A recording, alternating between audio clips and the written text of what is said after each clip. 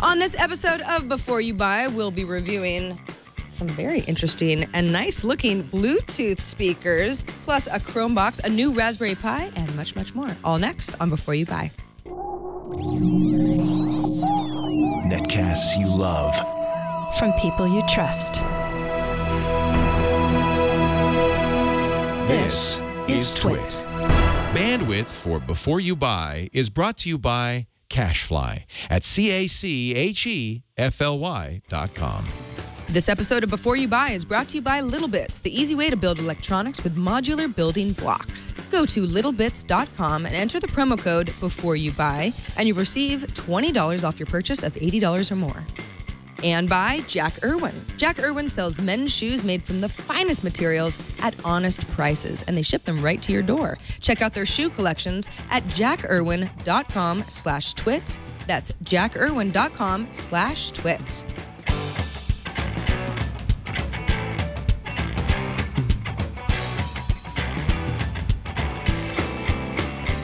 Hello, everyone, and welcome to another fun-filled episode of Before You Buy. Leo Laporte is off today, so I am Sarah Lane. I am going to do my best to fill his shoes and talk about some really awesome products today, but I won't be doing it alone. In fact, without further ado, Tanya Hall, who is a very, very frequent contributor to Before You Buy and apparently also listening to some music as well on this episode. So what do we have here? Because it looks pretty nice, at least from my side of the table. It is an Audioengine B2 Bluetooth speaker. It's a really fine quality speaker. And Look at that, that the exterior looks really nice and sturdy. It is. This is a hand finished, actually. It also comes, so it's walnut, zebra wood, and a black ash. So there's options there.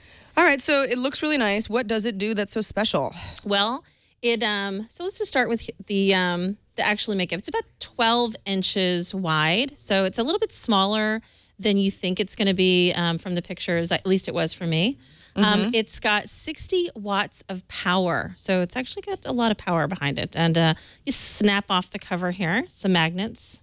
You can you can see the beautiful. It's funny.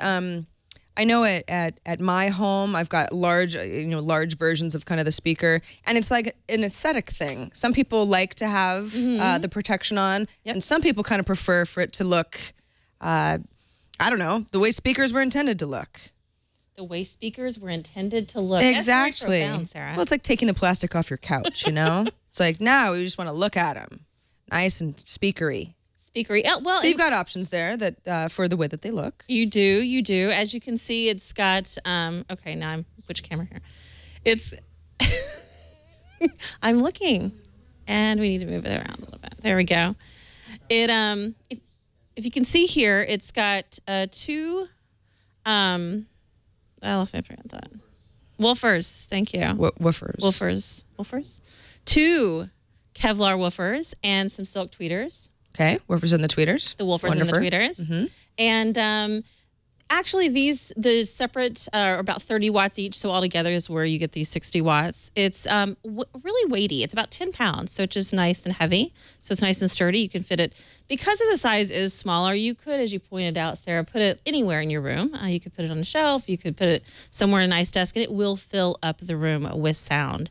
It does come with an antenna. I'll turn this back around so you can see that. That's actually a part of it. So you get a couple of different cords. You get this cord. You get the antenna here. Here's the cord. Now, this is a Bluetooth antenna? It's a Bluetooth antenna, which is kind of interesting. We had this conversation before the show started. Because usually Bluetooth antennas are hidden inside cell phones and things like that. That's right. So I guess this is supposed to help the range pick up from farther away, so you could have a little bit more flexibility on where you put the speaker? Yes, about 100 feet, I think is what they claim. So I didn't quite get it that far away. And this I like, too. It actually has an internal power converters on the inside, so it's nice and clean. It doesn't have an ugly cord to plug into. So that's pretty simply it. Well, what about the sound? I mean, I think that's the important part. It certainly looks nice. I will say, if you've got a nightstand or some other flat surface where you've got room for this thing, it does look like a piece of furniture. It does. But the sound is that's why people would buy it, right? Super easy to set up. You would pair here, the pairing. Once it's paired, all you have to do is pull up maybe some of your favorite music on your device. Little Bryan Adams. For Sarah Lane. Oh, in 8th grade again. Tanya, I love it already. Grade. Something like that. Something like that. So that's actually turned up at maybe a fourth of the volume. So. I will say, and I'm sort of slightly behind the speaker right now, so it's obviously I'm not even in prima place. It does feel like pretty powerful sound. It is pretty powerful sound, but you made a really good point. I did notice that if you walked around the room, you didn't get quite the same experience. So you definitely want to make sure it's positioned so that you can, get the most optimum sound, but it is quite loud.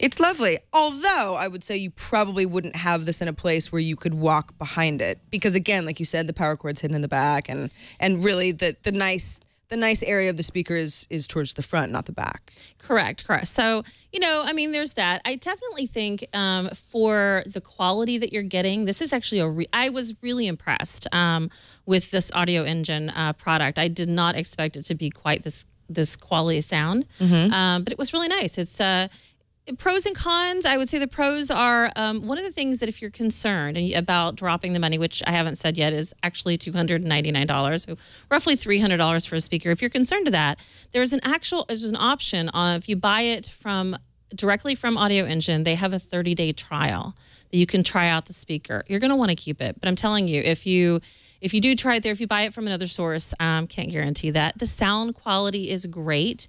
And I really didn't see anything that I could find as a con. I just couldn't find the things that I thought would be cons were definitely not. So it comes with a couple of cases, which is kind of nice. I mean, they definitely want you to feel taken care of. So a couple of microfiber cases to keep it nice. And the finish is nice. Like I said, that does come in 3 options. So yeah, this looks like sort of a walnut finish here. Yeah, it's nice. I think, I would agree with you. If $300 is too much for a speaker, then you're looking for something else already. But if you're on the fence, that 30-day trial period would be really beneficial, especially if you've got a room that sound might bounce off of oddly or high ceilings or that sort of thing. If you're on the fence, I definitely would give it a try for sure.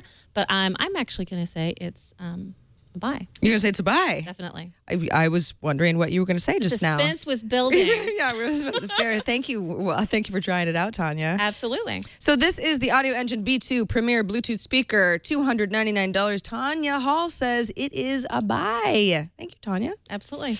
All right, let's take a quick break before we go any farther. I'm pretty excited to show you what I've been building lately. This is from Little Bits. If you haven't heard of Little Bits, it is moving electronics design from people who are electricians and build very complicated equipment with lots of little parts to something that's really accessible to everyone. In fact, it makes a really great gift. Anyone who uses electronics as modular building blocks, or if you don't, this is actually a great place to start. In fact, before I go any farther, let me just show you an example of how Little Bits works. You kind of have these little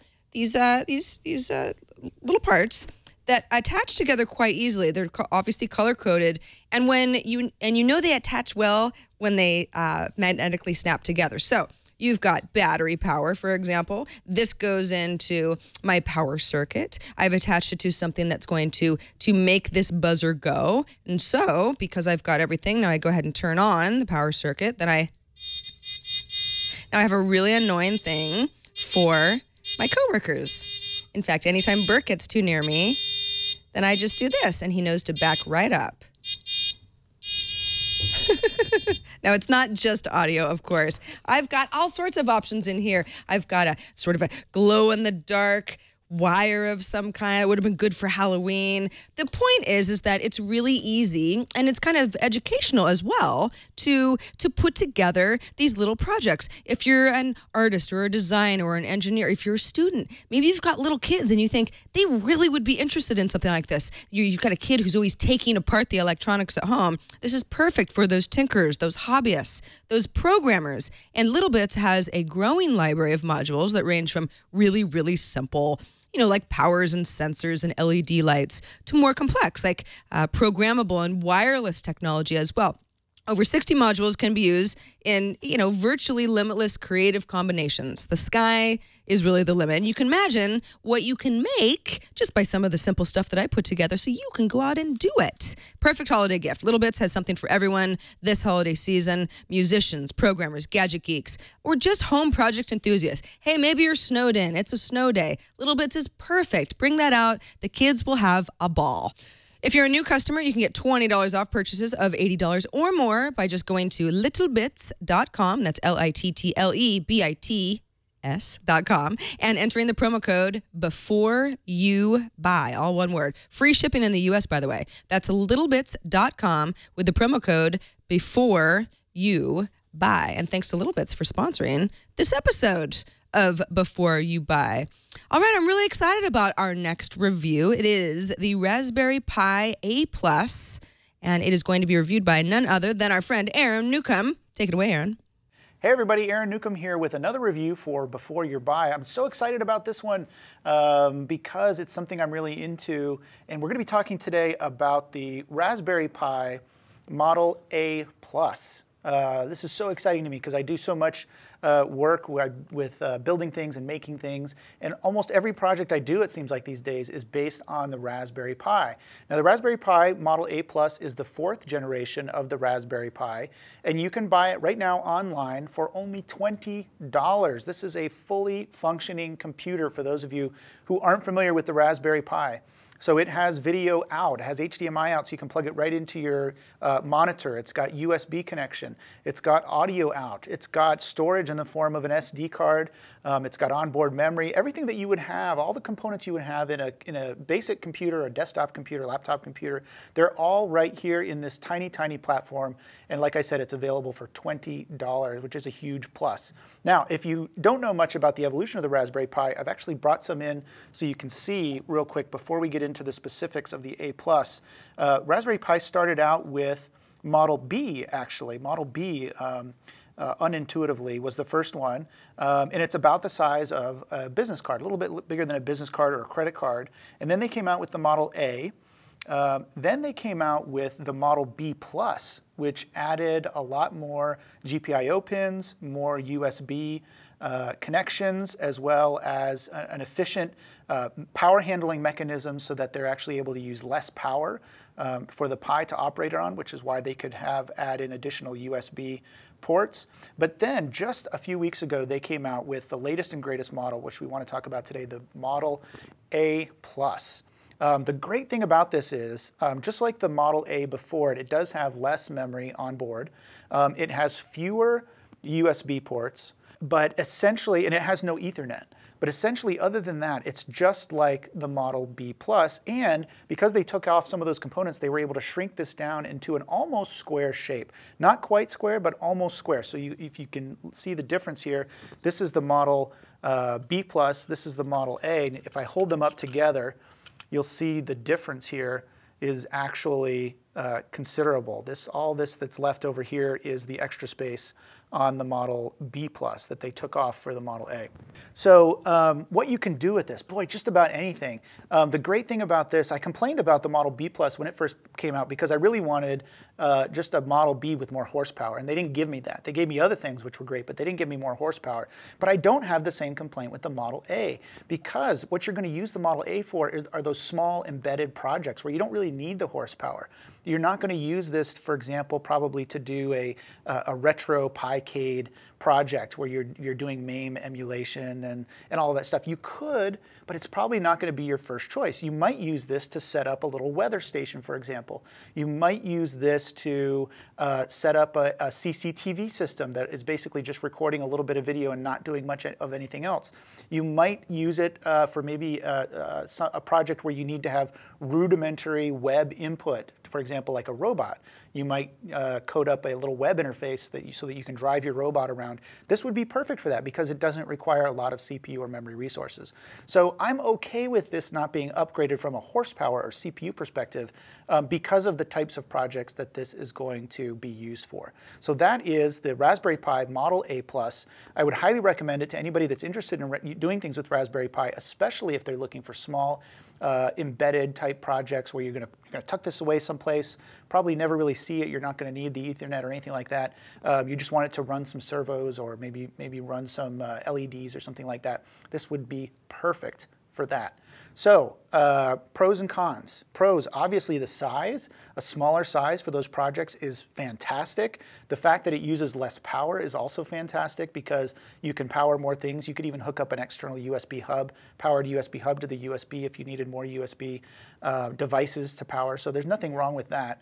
And then the other thing is these 40 pins, they maintained these 40 GPIO pins that were on the Model B Plus. They brought those over and used those on the Model A Plus as well. So that's really good. They didn't cut anything down there because that's one of the biggest complaints people had with the original Raspberry Pi is not enough input and output ports to interface with. Oh, and also the best pro of all, I almost forgot the price. As I mentioned before, $20. So if you wanted to get a Model B Plus, you'd be paying $35.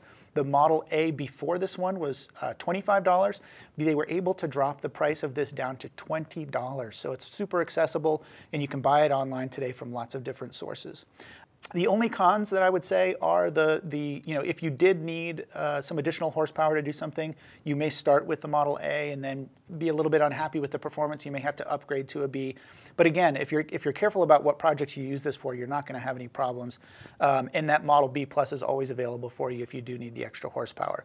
So my recommendation, obviously, on this one, as you can tell from my excitement, is a definite buy. Go out and buy one of these things, enjoy it, start a project. If you don't know what you're doing and you're looking for inspiration, certainly search online or get involved with the local makerspace. They can help you come up with some project ideas or fun things to do. Maybe get your kids involved and teach them about programming, about computers, and about doing fun projects at the same time. So once again, my recommendation on this is a definite buy. Thanks a lot for watching. Thank you to Aaron Newcomb. It is a buy. We love buys. But Aaron's not the only one who's been reviewing stuff this week. In fact, our next reviewer is none other than Shannon Morris, Before You Buy Shannon Morris, who is going to be taking a look at the Sprint Pocket Wi-Fi. Shannon? Hey everyone, I'm Shannon Morse, and this is the Sprint Pocket Wi-Fi ZTE MF9755. So it's a mobile hotspot, basically, from Sprint. You can get this for about $50 on a 2-year contract. It also costs $216 just out of pocket with no contract, or $9 per month for 24 months with Sprint. This basically just allows you to connect to the Sprint network over your own private Wi-Fi hotspot, as opposed to a public hotspot, which could not be very security conscious. So you can connect up to 10 devices at once over Wi-Fi or just one tethered as well. On the back, if you open up the nice little port back here, you have a removable battery. This is a 2700 milliamp per hour battery, so you can get about 10 hours of usage out of it. At least that's what I was able to get. On the front, it does have a touchscreen, which will go off automatically after a few minutes, or it'll stay on if you keep it on and you keep touching it. It is a touchscreen, so it's decently responsive. I noticed after I gave it a little firmware upgrade during my usage with it, the responsiveness of the touchscreen actually went up, so it's a lot better now. It is very small. It's only 4.2 ounces, and the size of it is about 4.6 inches by 2.4 by only 0.55 wide. So you can easily take this with you. You can stick it in your purse or your backpack and take it wherever you need to go. Very good for travel. Now, the Sprint service connection. This is the thing that will probably make it a buy, try, or a don't buy. For me, I had iffy results. I used this in San Francisco, in Richmond, California, and in Petaluma, California, and each place gave me very varying results. In San Francisco, it was very good. I had really good connection. It was over 10 megabits per second upload and then about 5 download. In Richmond, California, I got 1.27 down, which is pretty slow, to be honest. And then in Petaluma, I got about 5 down, so decent again. It really depends on where you live and what kind of connections you're going to expect from Sprint. That's probably going to determine if you want to buy this or not. Now, this runs on Sprint Spark. This is an enhanced LTE speed with Sprint's new tri-band approach. This allows you to do much faster LTE if you're in an area where you get one of the new towers. You can also do 4G LTE and 3G. This works with all different wireless devices, including Windows PCs, Mac, and Linux PCs as well. So yay, no problems connecting to this Sprint Pocket Wi-Fi by ZTE. Now the pros and cons. On the pros, you have very good options on the screen. It's very easy to manage and to set up, and it has good Wi-Fi range. So if I walk away with my cell phone off several different feet, I'm not going to have an issue keeping connected to this. So I don't have to keep it in my pocket all the time. And the battery life was awesome. So I got 10 hours on it, and that's what they promise. Great. Now on the con side, the Sprint signal was not that great for me. I had issues depending on where I was. I don't feel like Sprint has the excellent coverage that a lot of their competitors have in 2014. Also, the screen is not very sensitive. I noticed a definite increase in the sensitivity after I did that firmware upgrade, but I still notice a few times where I'd have to press it 2 or 3 times for it to actually understand what I wanted to do. So is this a buy, try, or a don't buy? Well, I'm gonna say try. If you get good signal, it's worth it. If you don't get good signal wherever you're living, you probably don't want to buy one from Sprint. Again, I'm Shannon Morse, and this is the Sprint Pocket Wi-Fi by ZTE. Thank you, Shannon Morse. As Shannon said, if you've got a good signal, this is definitely worth it. It sounds like another buy. Joining me at the news desk, our news desk, actually. We take turns. Yes, we do. Claiming the news desk between Tech News Today and Tech News Tonight. Yeah, I've got those right. Is Mike Elgin. Hello, Mike. Hello, Sarah. How you doing? I'm doing really well. So you've got an Acer Chromebox CXI today. In fact, as we were setting up for the show, some people in the chat room were saying, ooh, is that what I think it is? Yes. So what do we got here? Yes, it is. Well, we're all familiar with the Chromebook, which is a laptop that basically uses a browser as the operating system, and these are great. Some people love them, some people hate them, but this is the desktop version of that. There are multiple variants. This is Acer's new one, and I'm just going to cut right to the chase and talk about the benefit of this, which is that it's cheap. Okay. And by cheap, I mean both that it's inexpensive. It starts at $179.99. That's for the 2 gig version, and $219.99 for the 4 gig version. Those are the 2 only options. The device itself is not flimsy. It's not problematic. This is a good product right here. It has tons of ports, so 2 USB in the back, 2 in the front. You can plug in the included keyboard and mouse if you want to, but I wouldn't recommend it. The mouse, I'm going to just show those very quickly. This is a kind of literally a peripheral part of the product. This is a pretty good mouse. And this is a really horrible keyboard. This is a terrible, terrible keyboard. You want to throw this in the trash or recycle it responsibly. Well, it's just cheap and flimsy. Yeah. And it's a $179.99 product, so how good is the keyboard going to be? Not very. So you can get rid of that. The good news is that this supports Bluetooth, so you can take your nice Bluetooth keyboard that you probably already own. You plug in the display that you probably already own, or a TV.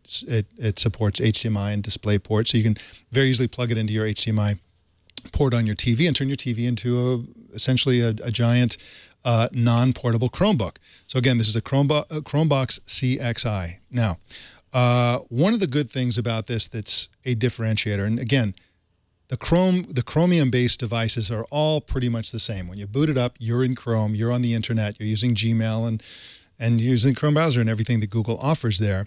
One difference is that this has something called Power Wash. So you push one button and it wipes everything clean, just like completely factory restores it. So it's very, very quick to loan it to somebody or let somebody use it, and then all your search history is gone and all of that stuff that Google loves to save. And you can, of course, you can download files. People think you can't because it's supposed to be in the cloud, but of course you can download files on a Chromebook, on a Chromebox, and so you can have lots of files. If you download pictures or whatever it is you're downloading, that'll just all be erased, and any trace that you were there is gone forever. Now, of course, whenever we are with family on the holidays, everybody's like, what do I do? This doesn't work, that doesn't work. It's so cheap that I'm just tempted to just hand this to Uncle Fester and say, look, here, just use this. And, of course, you can't get viruses. You can't have a lot of the problems you get with Windows and even with the Mac or even with iPads because there's basically no there. There's no local operating system, so you can't get any of those sorts of problems. So this is just a fantastic product. But I'm curious, Sarah, I know you're an Apple fan. I'm an Apple fan too. What do you think of the Chromebooks, the Chromeboxes? Do you like that idea? Yeah, I definitely like the idea for anybody who's like, and this applies to kids in school, as you mentioned, Uncle Fester, maybe people who are still kind of locked into that, oh, I sit at the computer and I do things at the computer, and that includes things like email or maybe looking up something online here and there, maybe checking Facebook, that sort of thing. I think that the Chromebooks particularly are great because they're portable and they're cheap. This is even better because I think in many cases, having a laptop that you kind of explain how it works might not be a selling point for somebody who already has an older monitor or maybe even a nicer monitor.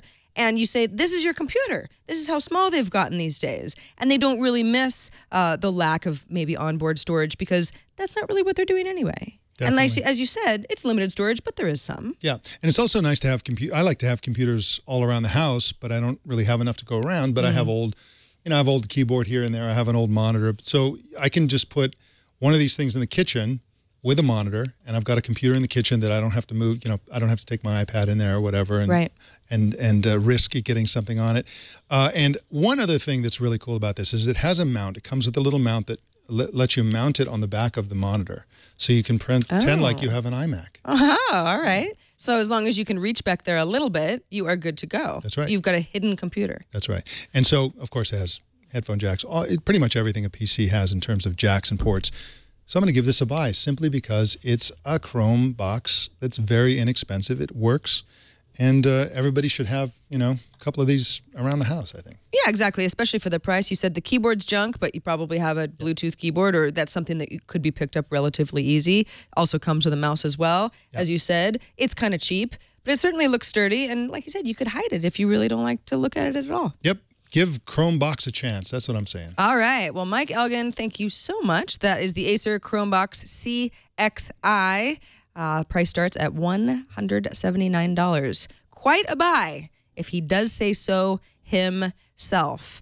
All right, you know what I'm excited to talk about right now, and that is shoes. These actually aren't shoes for me. I'm just going to go ahead and pick some up right now. But I know a lot of guys who need way cooler shoes than the ones that they wear. I'm not talking about Yes, you, you are. Mike. No, Yes, I'm you not. I'm talking about lots of people that I know. You can tell a man by his shoes. It says a lot about him. So these are Jack Irwin's. It really sounds like I was throwing you under the bus right there, but it's just a man thing. Now look at these shoes. These are beautiful, beautiful shoes. Now you might say, well, that's not, yeah, sure, that's not really my style because I can tell that they're very expensive, right? Sure, high quality shoes. I'm not that kind of person. I'm just a regular guy who likes to wear his shoes, and I don't want to go nuts. That's why Jack Irwin shoes are so nice, because they're a very fine quality that you would think, you go into a department store, you're going to pay $500, $800 or more for a pair of shoes. With Jack Irwin's, the shoes don't cost you a fortune. They just look like they do. They use the same materials, same tools, the same craftsmen as the most expensive brands in the world. These shoes are, they're lovingly handmade in Spain, centuries-old tanneries in Italy and France. I mean, these are the real deal. And I got to tell you guys, they're quite fashionable. I love those high tops. They, if you look closely at the finish, the soles and the upper are both hand-stitched leather. The quality is very, very obvious. And that's why Jack Irwin is so great, because they've figured out a way to give you high-quality shoes for a fraction of the price, disrupting the men's shoe industry. Forget going to the department store. This is where it's at. Now, they cut out the retailers and they sell directly to you. Shipping is also free and returns are free. So there are a lot of perks here. You would literally pay 3 to 4 times as much at any fine shoe store for the same quality that Jack Irwin has. Buying shoes should be fun, right? Are you a guy? Do you hate buying shoes? All right, well, that's why you need Jack Irwin in your life. Now, to get the right fit, remember, Jack Irwin's are cut a full size big. They run big. So if you are a size 10, US size 10, you would go with a size 9. Of course, if you don't have the right size, you can exchange for the right size. But that's something to keep in mind. That's just the way that they do things at Jack Irwin. Now, it's the time of year where you're probably invited to 1 or 2 or more holiday parties. This is the perfect occasion to wow people with a nice brand new pair of shoes. You want to look nice. Don't wait. Look sharp with a pair of Jack Irwin's. Go see the shoes that I have kind of been lusting over here on the set. I just love this color, the brown color. You don't always want to wear black shoes. You want brown, maybe gray, black. You got all sorts of options at Jack Irwin at jackerwin.com. That's Jack, JACKERWIN.com/twit. I'll say that once more, jackerwin.com/twit. All offerings are limited and they change pretty frequently. So get yourself a pair before these guys sell out, although Jack Irwin will give you more when they get when they get new inventory as well. That's jackerwin.com/twit. And BYB thanks Jack Irwin for their support. I'm going to go ahead and move these shoes off of the desk because I finally have the opportunity to do a true review of my new iPad Air 2. You know, it's funny, Leo and I host iPad Today, and you would think, anyway, I've talked about my new iPad Air 2, which has got the gold back, by the way, but I haven't really given it a proper review besides, yeah, look, I've got the new one type of a thing. So what's nice about the iPad Air 2, and this is, by the way, fully loaded. So there's 128 gigabytes. This is the Wi-Fi and 3G model. I use AT&T as my provider. I have a grandfathered in unlimited plan, which I refuse to get rid of, out of my cold dead hands, rather. This also sports Touch ID as well because it's one of the new models. And man, it's lovely. You know, like I said, it's gold on the back. It's white on the front because that's just sort of the way I roll. And I, you know, when I first picked it up and held it against the iPad Air, the original Air, I realized that it's lighter, but it doesn't really feel that much lighter to me. It does feel slightly thinner, slightly lighter, but nothing that I think that I would notice after holding for maybe an hour reading in bed, say, that type of a thing. But that is there. It's negligible to me anyway, but that is definitely there. Now, I do have the Wi-Fi Plus cellular plan, which makes any iPad just a lot more of a mobile product. If you've only got Wi-Fi, sure, there are a lot of places that you can connect to your iPad, but you know, you're not going to be able to whip it out on a plane if you're sitting on the tarmac for a while. I mean, those are the situations that I really think that the cell plan makes a huge difference. That said, though, you know, the iPad Air 2 starts at, what, $499. This model is $829, so that's significantly more expensive for the kind of iPad that I actually want. The base model actually wouldn't really work for me, at least the way that I use iPads now. Another thing about the Air 2 is that it's got...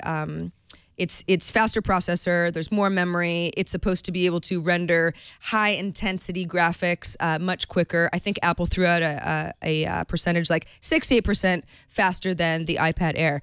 I have noticed very little. However, I also have an old Air that has like 400 apps on it. This has I'm starting over. I've decided to turn over a new leaf. So I have much fewer apps on this particular model. So it's humming right along, but I think that it would probably bog down the same way if I loaded up enough apps that, you know, let's face it, some are sort of sketchy and don't work that well on my new iPad as well.